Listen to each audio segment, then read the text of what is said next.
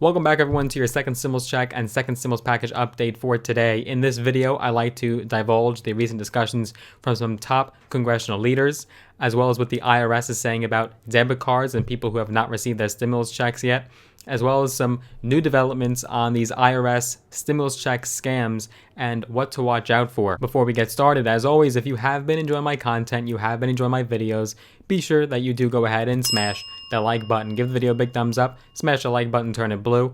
It will just help with that YouTube algorithm. More people actually will see my video, more eyeballs will get to my channel, so I would appreciate if you could do that. And if you haven't already, please feel free to subscribe, become a subscriber, hit that big red button, also hit the notification bell as well. If you're feeling extra generous, feel free to share the video with a friend, share it with a family member, someone that you think will get information and value from my content. So we saw this with the first stimulus check. This is nothing new, this is not surprising, but do be aware, do be cautious that there are scammers out there who are trying to take advantage of others, and they're trying to get people's social security number, their bank account information, so do be safe. Virginia Attorney General Mark Herring has said, quote, "Experience tells us whenever there are government payments like stimulus or relief payments, scammers always try to find a way to separate you from your money." Herring said, if you receive a call, text, or email regarding your check, do not respond. All checks will be automatically deposited into your bank account or mailed directly to you. As always, not just with stimulus checks, don't give out any personal information regarding your bank account. Herring said that scammers will likely ask you for your bank account information or your social security number, so do not give it to anyone. The government will never ask you for upfront money to obtain your stimulus check, so don't give any money, don't deposit any amount in any way, shape, or form from any account for a stimulus check. You'll get it automatically. You do not have to communicate with anyone. You do not have to deposit any money anywhere. If you do fall victim to sending money or prepaid gift cards, he said you will probably not get your money back, as scammers sometimes contact you from around the world. With the first round of checks in early 2020, Herring had said that scams were reported to the Consumer Protection Section, but this second time, so far so good. He went on to say, quote, "There were a lot of scammers out there. A lot of them were by email, so it's really important for people to be on the lookout for those.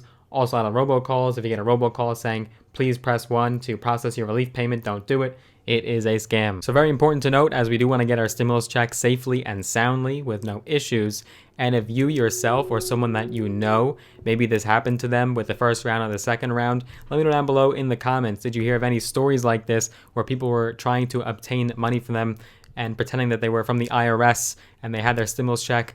Did this ever happen to you or someone that you know? Let me know down below in the comments. So in regards to the current round of stimulus checks, the IRS will start to send out those prepaid debit cards. They are on the way. So if you have not received your stimulus check by direct deposit, you'll most likely be receiving a paper check or a debit card. The IRS has said that it has sent out 8 million Visa prepaid debit cards loaded with a federal stimulus payment. And it also advises people to keep an eye open for the envelopes if the funds aren't directly deposited in their bank accounts. So if you have not received that direct deposit, again, do look for that envelope. It will have some IRS design on it, some IRS embellishment. Do look out for those envelopes. Also, if you happen to be an immigrant or you're married to an immigrant, this is important information.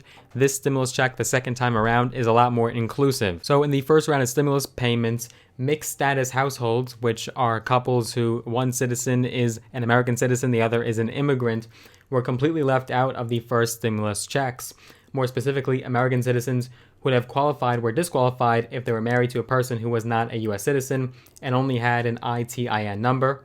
Those with green cards and social security numbers did receive a stimulus check. But the second time around, mixed status households are now eligible, even if they have undocumented family members. Of course, this all depends on their income qualifications. In addition, we also have some new word from the new majority leader, Chuck Schumer.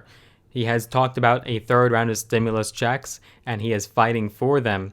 And he recently said that, quote, "This is a good bill, but we're going to have to do more in terms of trying to get a large infrastructure bill, which will employ a lot of people. As I said, I'd like to get more direct checks to people to stimulate the economy." Schumer also wants the next bill to include a lot more funding. As predicted, the Democrats are going to try to get as much funding as possible for states and local governments.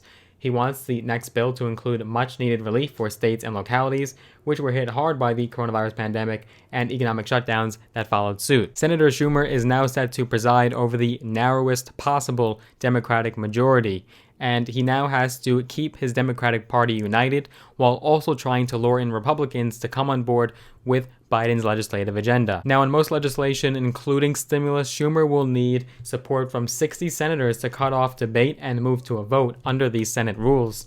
and Democrats will have a limited opportunity each year to fast-track a revenue-related bill to pass with just 51 votes. But even with legislation that requires only a simple majority, Schumer must keep either every Democrat on board or try to win over offsetting Republican support. So even though we have that Democratic majority right now, you still have to keep every Democrat on board with Schumer and then some to get those 60 senators to agree. Schumer has said that his first goal is getting approval of an increase in direct assistance payments to most individuals to $2,000 from $600 included in the COVID-19 bill from last month, and he didn't specify whether he would seek to pass that measure on his own or as part of a broader stimulus bill.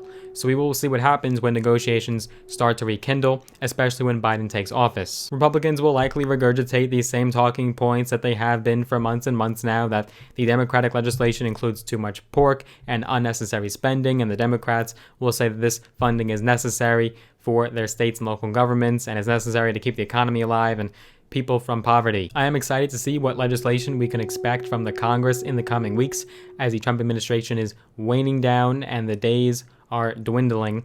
The Biden administration will take over soon, and we will have a brand new president in the White House. More updates and developments will follow suit, especially as Biden is set to announce his stimulus plan next week. So do watch out for that. We will be covering it on this channel. If you did enjoy this video, give it a big thumbs up, smash the like button, and if you want to see more videos from my channel, hit that big red button, the subscribe button, also the notification bell as well. Looking forward to seeing you guys in the next video.